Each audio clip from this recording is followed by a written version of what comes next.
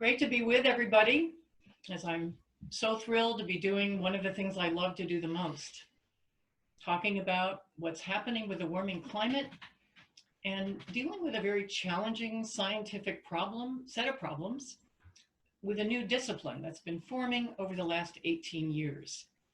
Bringing two worlds together has to do with bringing together meteorology and climate. And the new discipline that enables us to do that is called climate attribution science. So you're going to be learning a lot about that tonight. Next slide. We're going to learn how it all began in 2003. We're going to learn as much as we can about weather versus climate, especially as we analyze precipitation events. Then we're going to learn about two approaches in climate attribution science. They're very different, although they're very much in dialogue in these days and may well come together in ways we haven't anticipated. And finally, when it's all said and done, I'm going to kind of launch us into a new endeavor to really think about the challenge of communication, which in many ways is the most important thing that scientists need to be doing in this day and age. It all began in 2003 when Oxford physicist Miles Allen was sitting in his kitchen, and the Thames River had had a series of floods that summer. And at this point, it was literally 30 centimeters from his kitchen door and rising. And he wrote a lovely piece in Nature, a kind of opinion piece, and wondered, can we blame this on climate? The effect of past emissions of greenhouse gases? Now, he kept hearing broadcasts throughout that time, which was separating rigorously weather and climate. We really can't make a big connection between the two. We can just really talk about the weather event as it's unfolding. But he wasn't satisfied with that.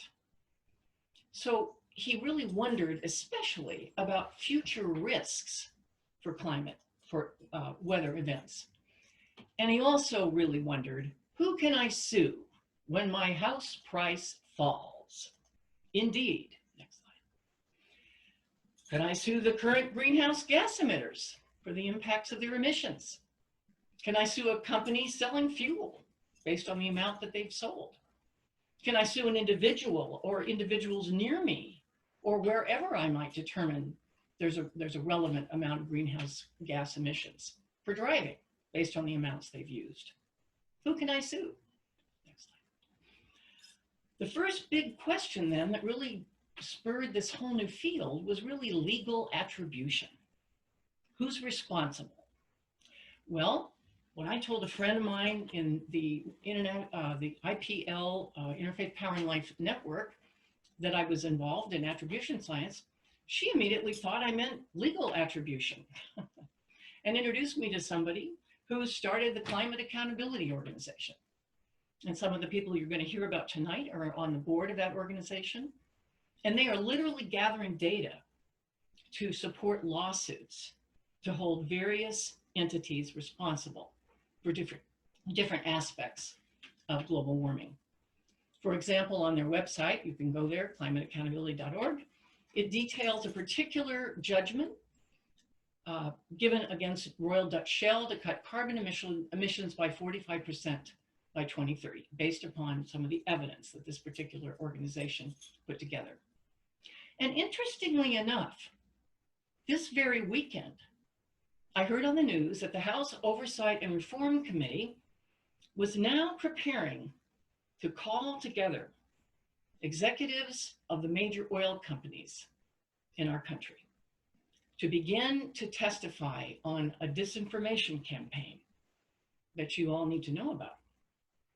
It made the parallel, the news coverage made the parallel between the tobacco industry spokespersons or chairpersons of the companies who came before Congress way back in the 1970s.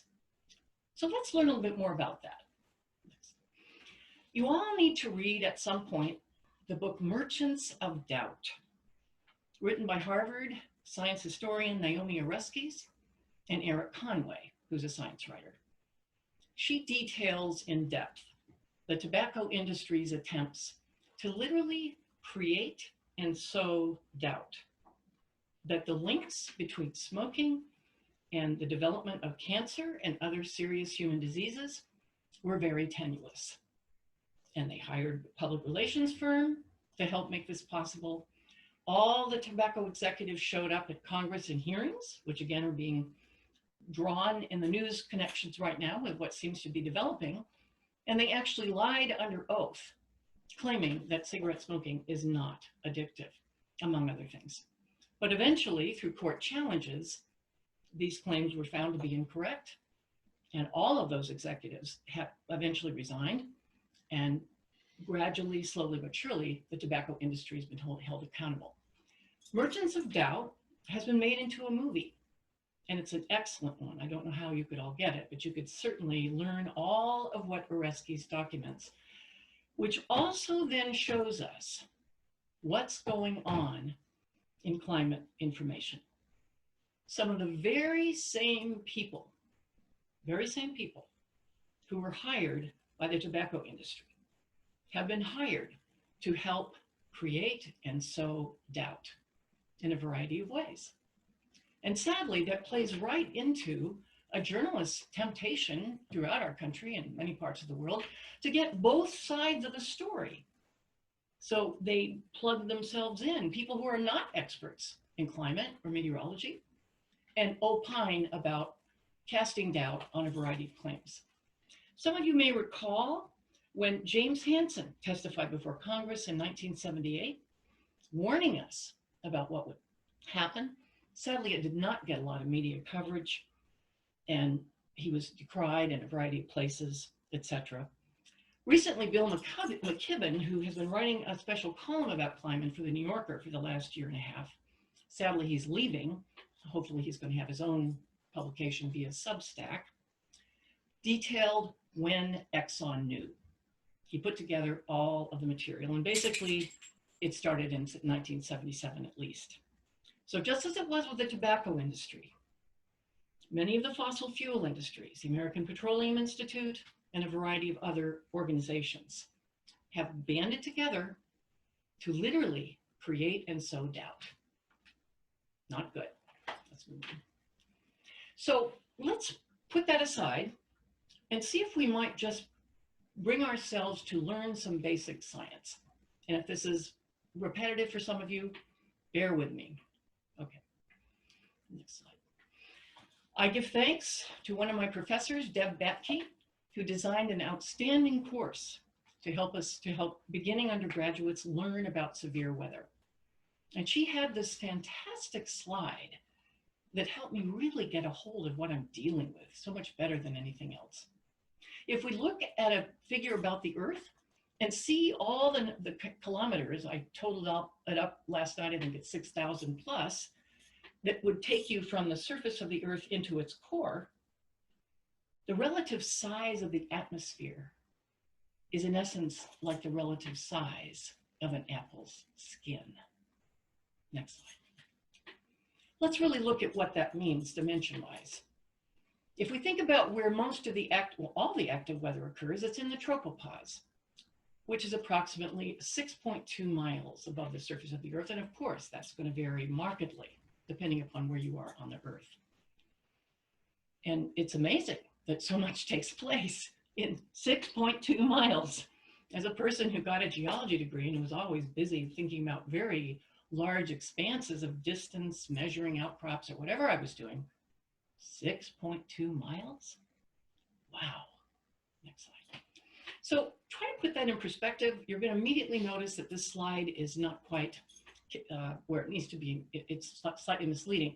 If you think Mount Everest is about 29,000 feet above the surface of the Earth, around 5 miles, that's going to be close to the top of the troposphere. We call it the tropopause. And we can all kind of see that when a thunderstorm, a big cumulonimbus cloud, creates an anvil, like it's a flat surface that it's hitting against, and it can't go any higher. And I haven't studied that many advanced courses in extreme storms to know I'm sure it can go higher, and it does. But nonetheless, we can see that kind of signal for that boundary. Jets can fly there. we're still talking about basically 6 miles, even though this graph or this figure is a little bit misleading. And there you have it. Stratocumulus clouds are much lower. They're often rainmakers. So the active weather is taking place in a very small space in the midst of with a gaseous fluid, which is what the atmosphere really is. Okay, next. So how would we define weather? Well, weather is a condition or state of the Earth's atmosphere, specifically its temperature, or measured by, communicated through, its temperature, barometric pressure, wind velocity, humidity, clouds, and precipitation at a specific place in time. We, in this part of the country, have baroclinic movements going across this part of the planet on a regular basis. So we're seeing fronts, low pressure systems, high pressure systems. We're seeing the interplay with forces above them, slightly above them in the atmosphere above. So it's really, again, a kind of limited sphere. And again, it's limited in scale and in time. I'm just learning to use weather models, and they're not going to be accurate, really. After 2, 3, well, maybe 4 or 5 days, they're going to have kind of unusual values. The Earth and its atmosphere are basically dynamic systems, constantly changing. And again, weather is in a very short time frame. Next slide. So a friend of mine, Ian Mason, is a fellow meteorology student who wants to become a broadcaster, who's a great PowerPoint slide maker. I'm boring. And so I enlisted Ian to help me so there'd be some really nice slides. These are his pictures, and I can identify where they are. They're all of Nebraska, so it's kind of fun. So we both were talking the other day, as he was helping me finish it. Why is forecasting often perceived as wrong? We've all seen that or heard that or even thought that. Well, we need to be aware that when we do weather forecasting, there are many variables, some of which we simply can't properly account for. And also, he helped me realize that a forecaster has a large forecasting area. We may be in one place of that forecasting area, but the weather may actually be in another. He said, take, for example, what if we could really tell that clouds were gathering very close to Waverly, Nebraska, and the winds looked as though they would be moving that cloud system into Waverly, and we also had some measures of the atmosphere's instability right there, and a variety of other things as well. So it looked like there really could be some thunder showers, okay? But it's not at all clear what those winds are going to do over time. There's a front coming, but it's not quite here yet. And maybe those winds could go more northwest. Maybe they could be more slightly north. Maybe they could be more slightly even south. There are a lot of variabilities. So the weather forecaster, he said, would really probably have to say that we're looking at a forecast of scattered thunder showers. That may not include Lincoln. That may just include Waverly. But the forecaster is going to try to create language to identify the reality somewhere within that broadcast area. That was interesting for me. I didn't really think about that before. Next slide. So let's look about what does a weather person, an analyst of any sort, have to think about when they're predicting precipitation. These are just a few of the things. What's the water vapor content like right now in the atmosphere? Are we getting processes that will lift the air up to a point where it can vaporize? And we could have clouds that form? What's going on with the water vapor reality? What about the air pressure? What kind of pressure systems are dominant right now or could be dominant as they're moving towards this area? How hot is the situation? And is the atmosphere hotter than where we're really trying to focus right now, which could absolutely create instability? And I learned when I took thermodynamics and studied the physics of clouds for the first time, it's a miracle that raindrops even form at all in many clouds, because they start out as tiny, tiny, tiny, tiny little droplets. And then they're going to have to congeal around some kind of a particle more efficiently and come and glom on together before they even can be affected by gravity and be pulled out of the cloud and other forces as well to become part of rain. And then, of course, Lots of other things have to determine whether it actually will rain versus evaporate before it gets to the surface, etc. Well, what about the wind, its speed and direction? And again, as I said earlier, the stability in the atmosphere, the temperature. What about fronts that are coming or there right now? Both warm fronts and cold fronts can both be responsible for events of precipitation. What about troughs and ridges a little bit higher up in the atmosphere, which are going to move the entire system through? How are they interacting with everything going on the surface? So you get the picture? It's a very, very complicated reality to just analyze a little event and forecast beyond the event. Maybe it'll last 2 or 3 days. Lots and lots of things have to be brought into the picture to do that well. Next slide. So this is Deb's, one of her great slides. If we're going to think about the difference between weather versus climate, weather is what you wear on a particular day. Okay, it's what you need for that day. Climate is your wardrobe. Weather is what you expect. I'm sorry, climate is what you expect. Weather is what you get. That's another way of kind of looking at the difference. So they're on very different scales, even if climate does need to take into consideration the same scales that weather forecasters, weather analysts would as well. Next slide. So there are 2 basic definitions of climate that we need to be aware of. The first and foremost, climate always involves average weather. You must have a lot of data to begin to look at trends, patterns, all kinds of things that are happening in this larger sphere. Sun's energy, temperature, precipitation, evaporation balance, atmospheric winds, the hydrosphere, the water cycle that is, the cryosphere, ice melting, ice evaporating, water evaporating rather, and also extreme events. Meteorologists often try to get a hold of some of this by talking about what they call normals. Those are 30-year averages. And as you think about it, 30-year averages are going to change every so often. And right now, since temperatures and a lot of these other factors I've listed are going to be changing with a warming atmosphere, in a sense, the normals may not deviate that much from what we're finding with the weather. Climate scientists might not use normals as much, but they use big, big averages. We have to go after 50 years of data if we can, 100 years of data, how much we can possibly get. So that's the first most important difference. Next slide. Climate also is a complex adaptive system. Your car is a complicated system, but every part in the car has a particular role to play. There's not the same kind of networking that we have in a complex adaptive system. And as you see with the central part of this figure, vegetation, atmosphere, ice, land, surface, ocean, lots and lots and lots of relationship interconnections. And our most sophisticated models, climate models, try to take these into account with equations to help simulate these kinds of relationships. So it is much more complicated, not to say that any aspect of weather might also be characterized as a complex system. But moving on. So points to keep in mind as we deal with these 2 realities. Differences in scales that are marked. And the second point is what we often find in any discussion of this new discipline of attribution science.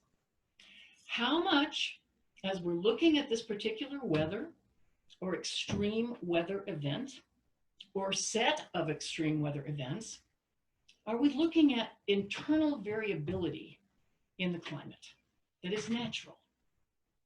For example, our weather is affected by what's called ENSO, which is La Nina and El Nino.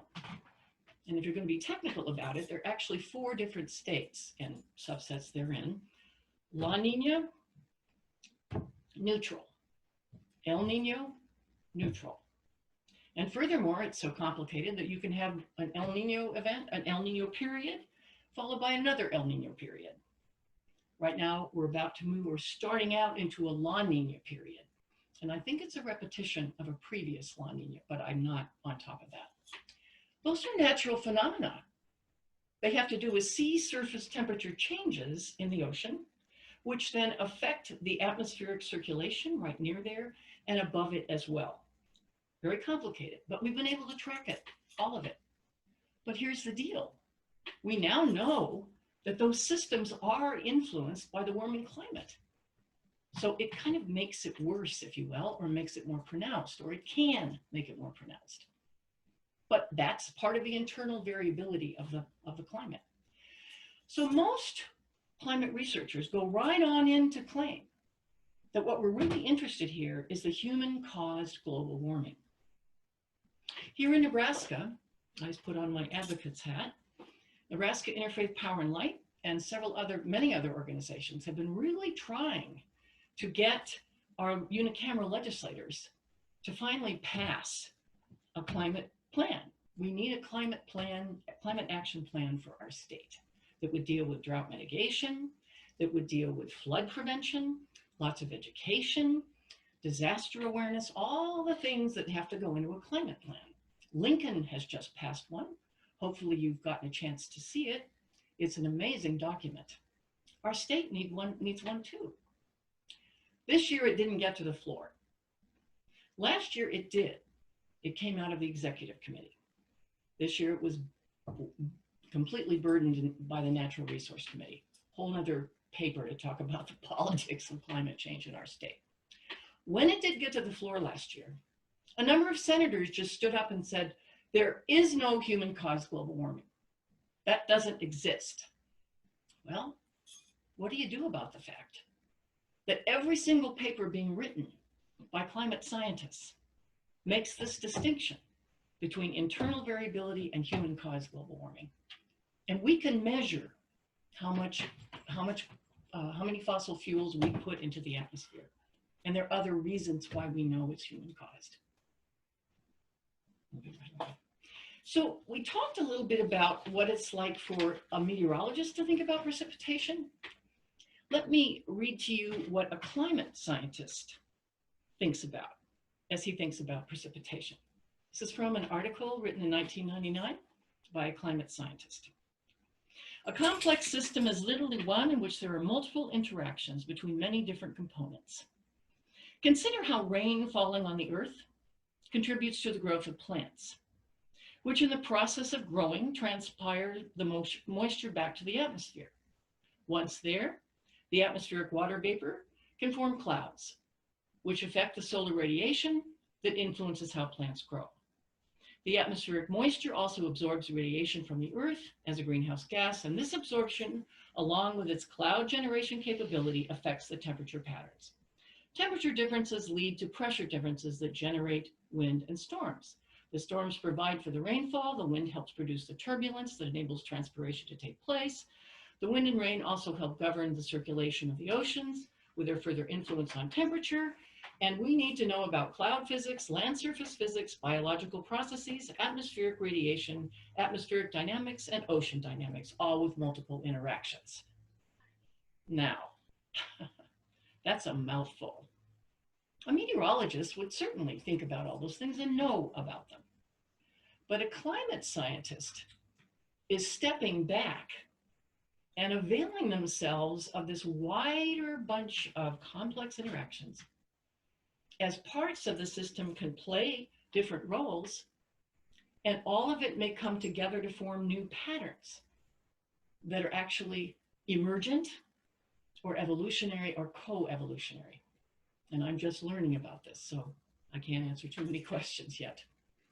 So it's a different way of looking at some of the same things, but making sure you're putting together a broader perspective. That's where you want to go. Oh, that's nice. Can you do it this way?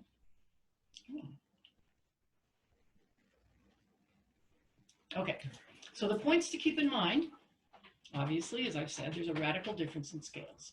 The climate scientist is going to pay attention to what the meteorologist might say about the scale that they operate on, but they're going to be looking at many broader scales over a long period of years. and also internal variability versus human caused. Big focus. Next slide. Okay. It's slowing down. It's slowing down. That's nice. Okay. Up, down. Technology. Okay. Extreme weather comes with a warming climate. And part of why that's the case is what happens in the field of statistics. That is Chili. She's a great dog. Yes, you are. And you know there's global warming. I know, Chili. The entire probability distribution of the climate variables, whatever you're going to actually distribute, involves the biggest percentage, the biggest changes in the tails of the distribution. So that's what we mean here. This is a standard normal distribution for any value that you're going to be talking about. The z-score has to do with the difference of the values from the mean. And you also worry about how spread out the data is from the mean, the standard deviation, to come up with a z-score. So we're most interested in those tails. And there's a whole new field in statistics called extreme value theory, because that's where we're really seeing the most activity. Extreme weather comes with a warming climate. Okay. So let's back up for a moment and think about what causes the warming. We would not be alive, and nor would the Earth have life, if we did not have the greenhouse effect, as most of you know. Indeed, the sun shines with all of its radiation upon the Earth. Some of the clouds it might hit might send back that radiation. It comes down to the Earth, which also might reflect. The more ice and snow we have, or light-colored surfaces, the more reflection back beyond the atmosphere off of the Earth. But the darker the places in the Earth, the lower the albedo, and the more that energy is absorbed. When that energy is coming through all the different parts of the energy spectrum, the greenhouse gases will absorb some of it, and water is the most plentiful. Carbon dioxide the next, and then methane, which is 80% or 80 times better as an absorber than carbon dioxide. At night, I learned in a wonderful course I took on microclimate, and Dr. Betty Walter Shea is here to hear me hopefully get it right. Betty. At night, the largest amount of radiation is the long wave radiation that comes back out into the atmosphere. And guess what? The greenhouse gases are particularly adept at receiving that particular wavelength of radiation. As I saw an atmospheric chemist demonstrate this, who spoke to all of us out at East Campus several years back. If you think of a carbon dioxide molecule, I'm the carbon, here's the oxygen, if you can see my long hands. I'm receiving the energy from long wave radiation, and I'm vibrating. And as I'm vibrating, I'm getting more energized. This is more like quantum physics. And I'm sharing that energy with all my neighbors, and I'm sharing that energy with all my neighbors, and basically the temperature's going up. That's what happens, literally. So when people tell you that the greenhouse gas effect is wrong or false, you can't argue with that. It's just not possible. So that's what we're dealing with. Now, I'm not sure why CH4, which is methane's chemical signature, is that much better. And some of you out in the audience may know that. But CO2 is pretty darn good, and water is changing a lot in its various phases.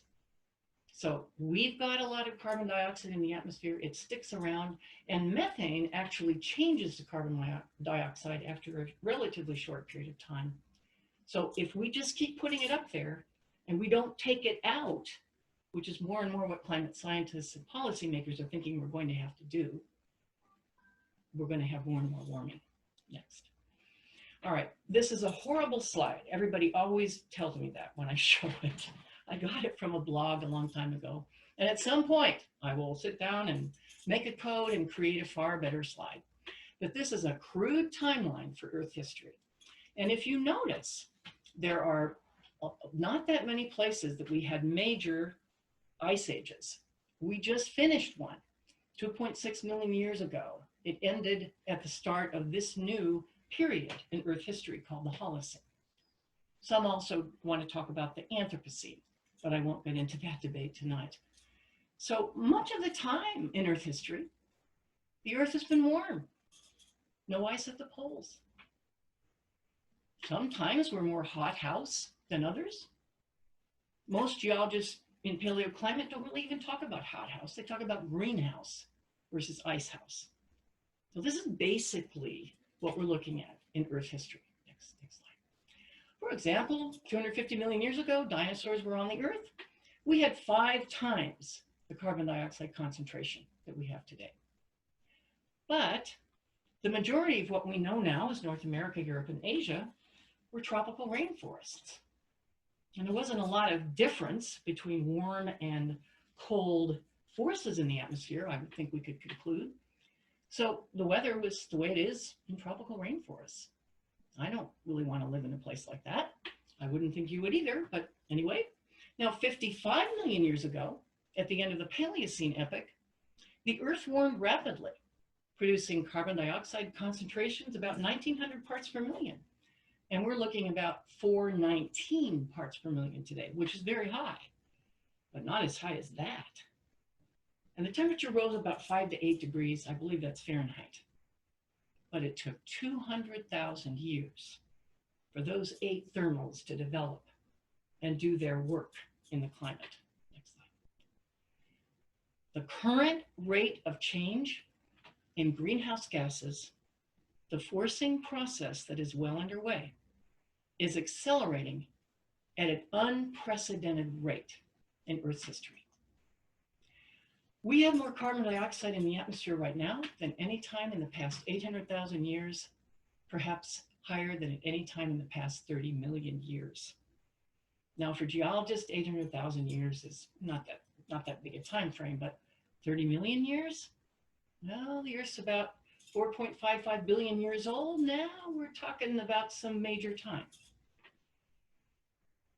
One of the University of Nebraska's great climate scientists who died recently, Robert Oglesby, said this at one point.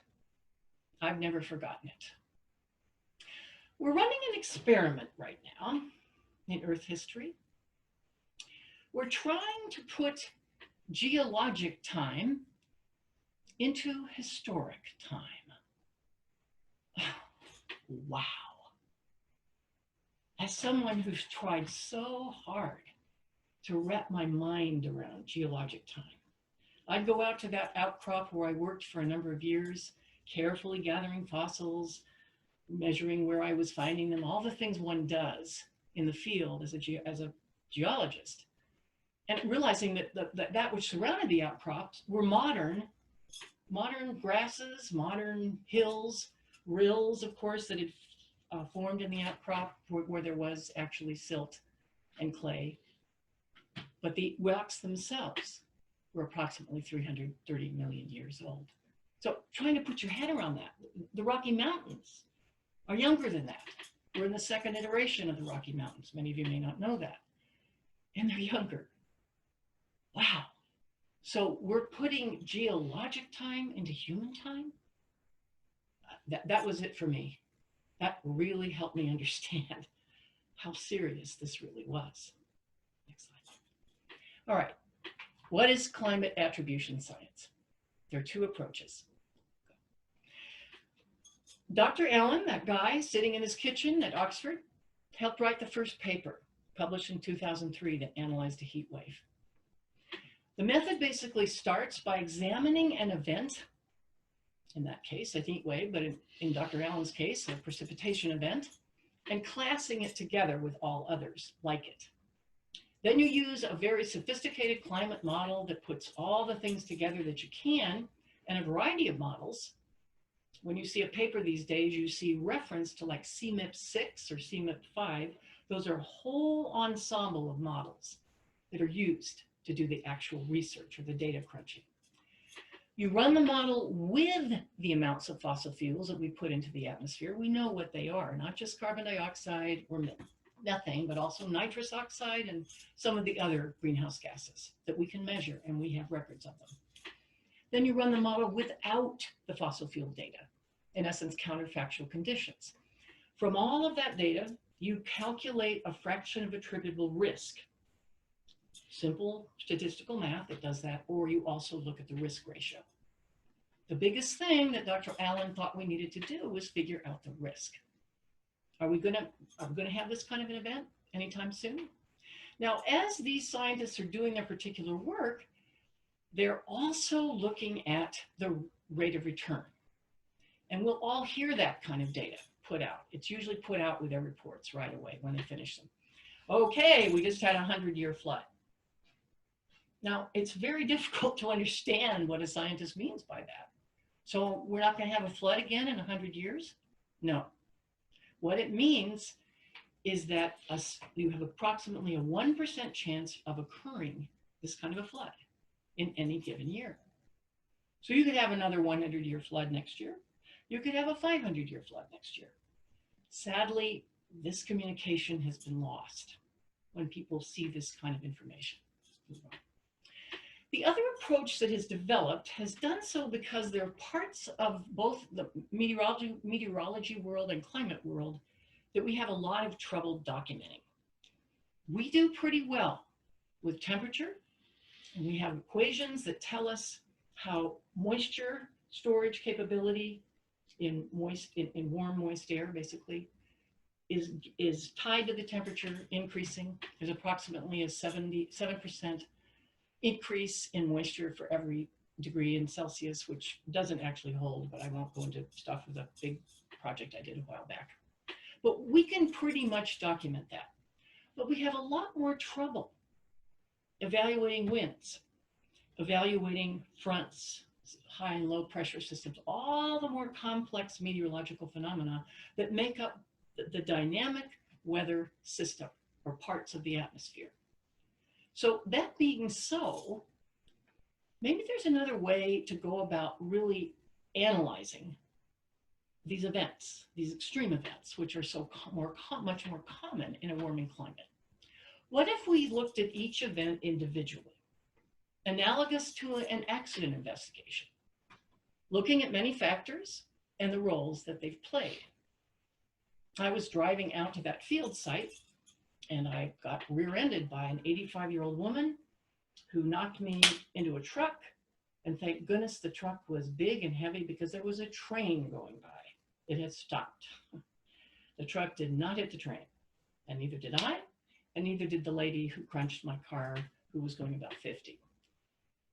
So I went through the whole process, as all of us have been, no doubt, at one point, of going through accident. And of course, I was injured, but not badly. I eventually went to a chiropractor, so it wasn't a terrible injury, but yeah, it was something. And it was interesting because only certain things were very important. Distances between the vehicles. There was a policeman who came, a state patrolman. Skid marks measured. Comments at the time that were made by each participant. So there are lots of things you can look at in an accident. But we're going to have to really figure out what's most important. So storyline analysts purposely ask different questions. For example, this one. Given a flood, where did the moisture come from? Was it enhanced by high ocean sea surface temperatures, which we know have a climate change component? A meteorologist is going to look at sea surface temperatures and the way we measure that and think about what we call teleconnections. Something over here actually influences something over there. That's part of how systems work. We know that. But a climate scientist is going to really drill down there. We're going to see how that works in a second. Let's move on. There were a series of floods that many of you might remember in Boulder, Colorado in September of 2013. But it wasn't just in Boulder. It actually involved flooding all through the Front Range. And it was also affecting both Colorado, Wyoming, and Nebraska as well. The rain was of long duration. There were basically there was a widespread spatial extent and a prolonged duration of flooding days. So there have been many analyses of this event. The Bulletin of the American Meteorological Association has begun to give this new discipline a footing. It publishes studies of extreme events every year. In 2011 it began, it continues to this day. So one of the studies, written by a prominent climate scientist who's also a meteorologist, concluded that as he looked at all the meteorological factors that really lined up to cause this event, it was really a matter of unique meteorology. You really couldn't talk about a specific role for climate change. So the newspaper coverage of this talked about no role for climate change in the Boulder floods. What? That was rather interesting in 2013. Most meteorologists and climatologists have found evidence that we began to see the impacts of the warming climate starting in the weather in about 1970. I'm sure that's debated, but that's what I've often seen referenced in various papers that I've read. So this is 2013. Well, how did some storyline theorists deal with that? Well, they looked at some things beyond the Boulder area, and this is what they noticed. There was a great deal of what they call total column water vapor, which is a measure of water vapor that both sets of scientists would use, ever recorded for September since 1956. May not seem huge, but Denver is a mile high. That was unusual. And then they looked at sea surface temperatures south of Baja, west of Guadalajara, and noticed that as they looked at those particular temperatures, it was the hottest spot for the ocean in the Western Hemisphere at that point. We have enough satellites that can show us that kind of difference in that reality. The meteorologists really hadn't looked at that, or those doing the first type of analysis. And so they then were able to talk about what created what's called atmospheric rivers, and I'm not going to go into all the complexities of what they found. And they also noticed various hurricanes that started in that portion of the Gulf, or not the Gulf, the other side of the Pacific. They put a much larger picture into effect to analyze the event. So there's a difference as the two sides of attribution analysis have done their work. Okay. So as I conclude, one of my wonderful professors, Dr. Mike Hayes, at the School of Natural Resources, gave us all a wonderful way to think about this whole reality. Some of you may remember Mike McGuire. Mike McGuire was a great baseball player. He actually won a number of records, but in 1998, he beat, I think it's Roger Maris's record for the number of home runs in a season at 70. And earlier, in 1987, he beat the rookie home run average with 49. Lots of different records. And I remember, I loved baseball this summer. One of my friend Ian took this picture, and I love it because I fell in love with the Salt Dogs this summer. I went to a lot of games, and I've learned how to score the game sitting next to a wonderful piano teacher who loves it too. So it's been a lot of fun. So I didn't pay that much attention at the time, but I do remember everybody was rooting for him to get another home run. Wow, another home run, another hit, wow.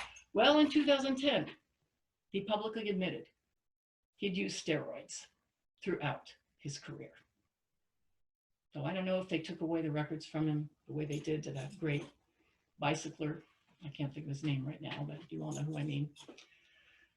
Nonetheless, if we think about it this way, with global warming, with the climate change that's underway, the climate is on steroids. So every single time there's a weather phenomenon or a weather event, it may not involve a hit or a home run. Every time McGuire stood up to bat, he would strike out sometimes. His bunt would be caught and he'd be out at first. But more often than not, he'd get a hit or a run. So that's what we're looking at. Now, of course, if we really want to push this analog, because it's a very helpful one, thank you, Dr. Hayes, for giving it to me and to all of us who've studied with you. We want to know about, well, what goes on when that batter doesn't hit that? Is the steroid to blame? It's not circulating as well? something else is off in the body's physiology? I mean, I have no way to pose those kind of questions rigorously. I'm not a person who studies that at all. So it's always interesting to me as a person who loves weather and climate to wonder, we've had a series of kind of run-of-the-mill precipitation events here. I wonder why. Maybe we'll know at some point.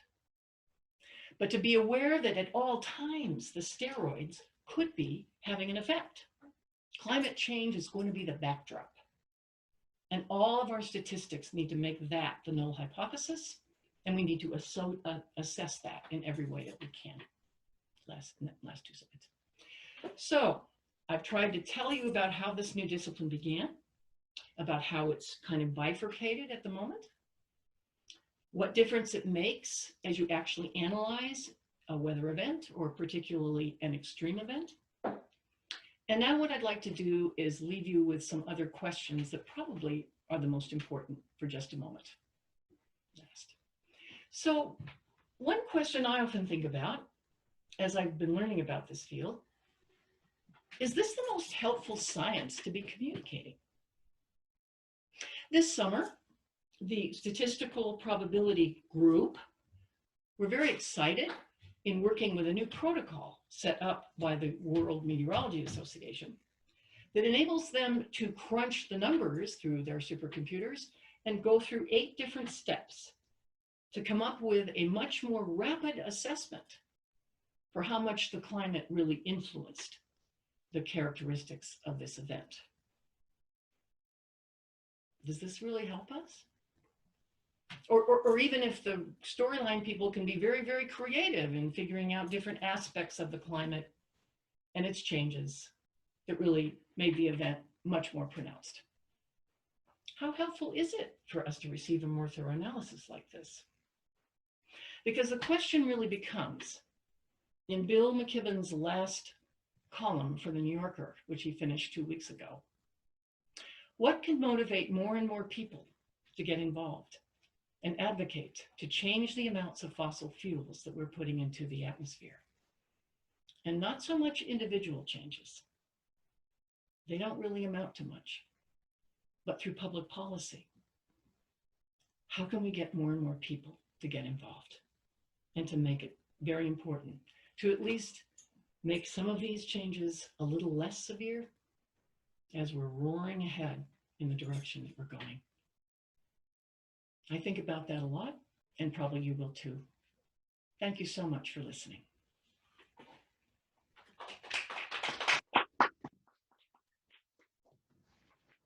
Well, thank you very much, Penny. That was fascinating. I will kick off the questioning here with one that, do these two forms of analysis ever overlap?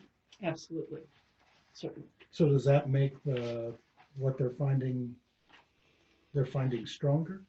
Well, that's a good question. I actually pulled a whole bunch of papers this summer, and I haven't read them all. In some of these authors doing new work, and it's clear that they're trying to work together more closely.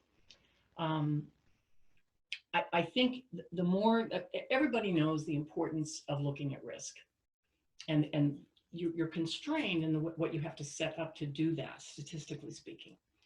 So nobody's going to decry that, but it's hard to really step back and see the larger climate. So I think they're both agreeing now. I will say, when I first started learning about this, and I went to sit down with Dr. Francisco, I'd found an article written by that marvelous woman named Naomi Oreskes, and another actually philosopher of science, who was so sad that the two wings, or the two aspects of this new discipline, were fighting with each other. Because the folks in the risk probability, or the statistical probability group, felt that the other really wasn't genuine science. What? I didn't understand that. And she and this other philosopher of science have written a number of articles trying to establish their view that the two need to work together. So I think they are. Mm-hmm. And of course, they will come up with that probably more rigorous or robust, as scientists say, proof of the warming climate's influence. All right, great. Other questions?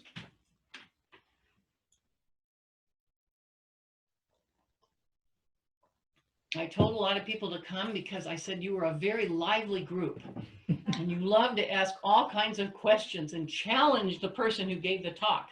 I'm ready. Oh.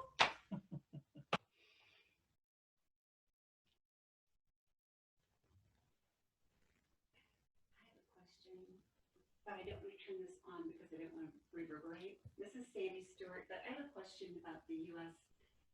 Climate Analysis or Administration, the group of states. Does it include all of our states? And if it does, what role do they have in reporting and working with the federal government for climate change information? Okay, what I'm not sure I'm familiar with. Sandy has asked about the U.S. Climate Consortia of states. What? It's the U.S. Climate Alliance. Oh, And I believe it's new. I just read some reporting while you were speaking on April 30th, 2020. And I wondered what the position was, if you knew, on different states and how they work together, and then also the reporting and understanding of information to the federal government, and then what the federal government does with that. there are some scientists on the call. So Sandy's asking about the U.S. Climate Alliance, which has just been formed in 2020. Wondering how they coordinate with the federal government and how it all works together. I don't know, but if anyone else is on the call and knows, I know Dr. Babke's here. Anyone else, if you have an idea about that? I'm not the know-it-all. I'm the learner.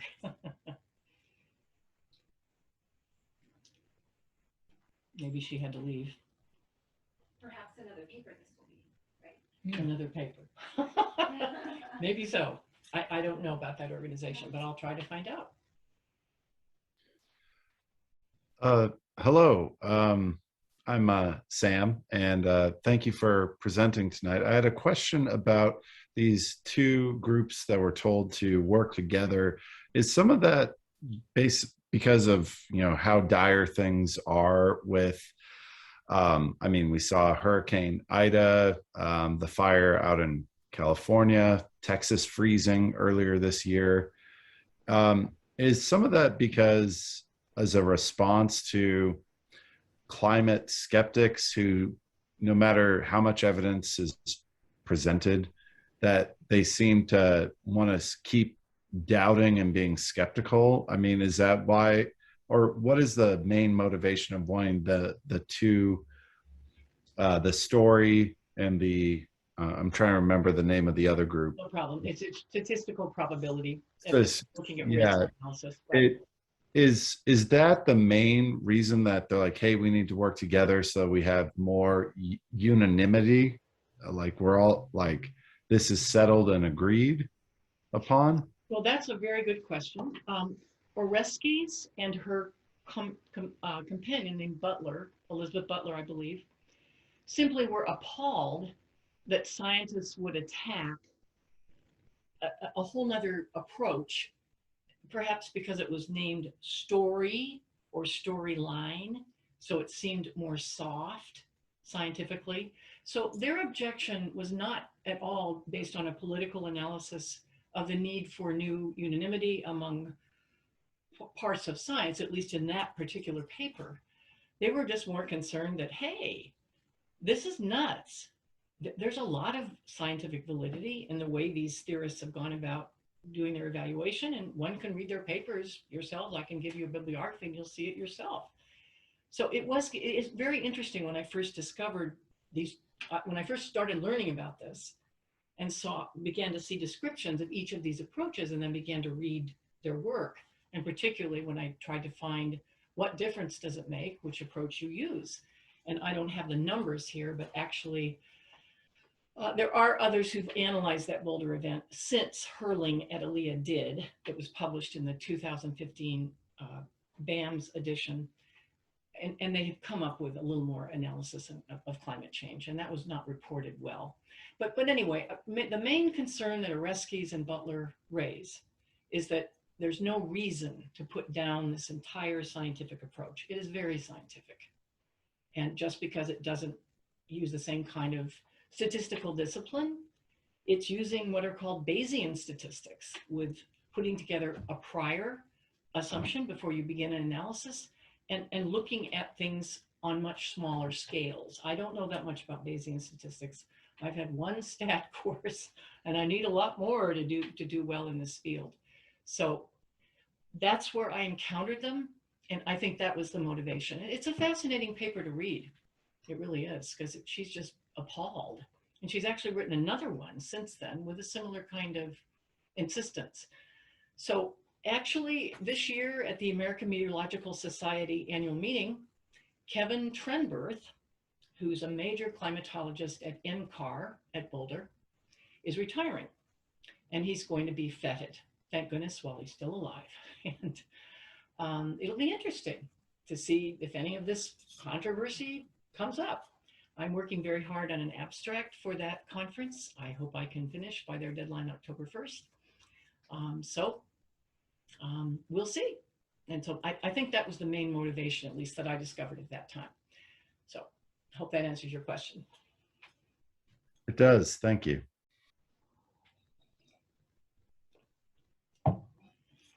So what do you all think about what really helps people? Oh, I'm sorry. I think Scott might. Scott, you have a question. Unmute.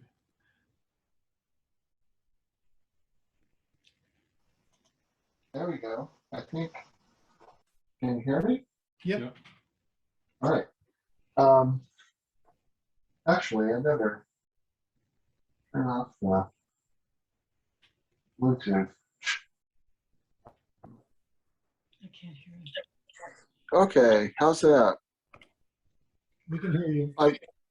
I wanted to mention that, Nebraska Wesleyan, where I teach, is having its annual Visions and Ventures Symposium starting tomorrow night. And the first speaker is Naomi Oreskes. No kidding. So it might be, it's all Zoom, but it's usually open to the public. So I'll see if I can send you all a link. That'd be great. Yeah, she's very impressive. If any of you, I would suggest seeing the movie Merchants of Doubt. She doesn't just profile the climate crisis. She looks at the ozone hole debate and a lot of other scientific controversies, where her claim is, and I think there's a lot of data to back it up, that those who've wanted to cement their position of power, I guess you'd say, and influence, have not only sown doubt, but they've also questioned science in and of itself. Mm-hmm. And we all know that's a serious problem right now with vaccine acceptance. So I think it's really reverberated in many ways around our society. And I'm not sure if we can just pin it on this particular set of events, starting with the tobacco companies. I'm not a good enough historian. Others of you are historians to analyze that and make a judgment. But I'd love to hear her. She's great. Yeah. Well, I did wonder if the competing approaches wound up, I guess, sort of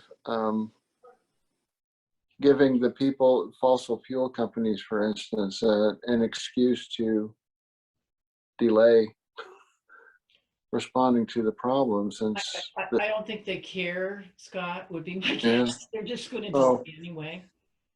You know, what really galls me is that all of them in the last 2 or 3 years have taken to creating ads about how green they are or how they're working in alternative fuels.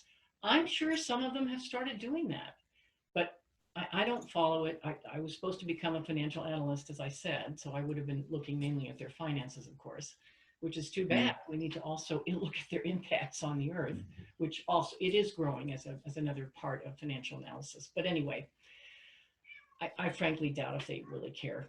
This is more like in the stable kinds of disputes. And you all are, many of you who are academics know about those kinds of things in your fields. So my guess is they probably don't even know that much about it. That would be my guess. I think they're just, you know, you probably heard Rex Tillerson when he became our Secretary of State. Before that, he even said when he was Secretary of State, well, it's not an insoluble problem. We're going to find the technology that'll get us out of it. What technology? I mean, there is, I just saw last night on late night CBS. I was busy working on this late. And there's a description of a new carbon sucking machine in Iceland that just started in the last week or so. I had no idea it was as small as it is.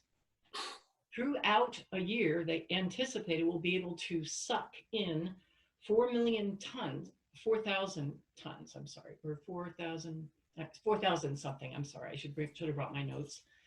And then it will be pumped into the ground. And that, of course, I always wonder as a geology person, where? Where are you going to put it?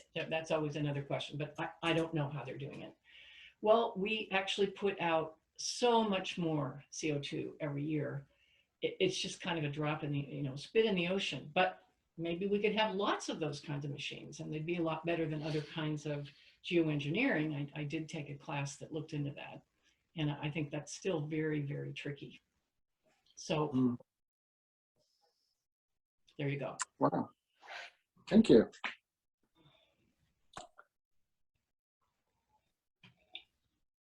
Now you guys have got to be the lively group that I told everybody you were. I put that in every email that I sent out.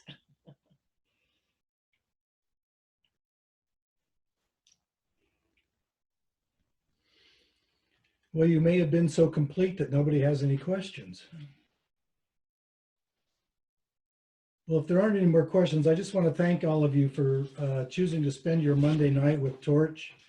I know this is not the best way for us to get together, but I just want you to know that we're doing all that we can to keep the group going and to stay in touch while also staying safe. So I really appreciate you all dialing in tonight. Please continue to be well, stay safe, and spend some time researching a paper. And we'll see you in a month.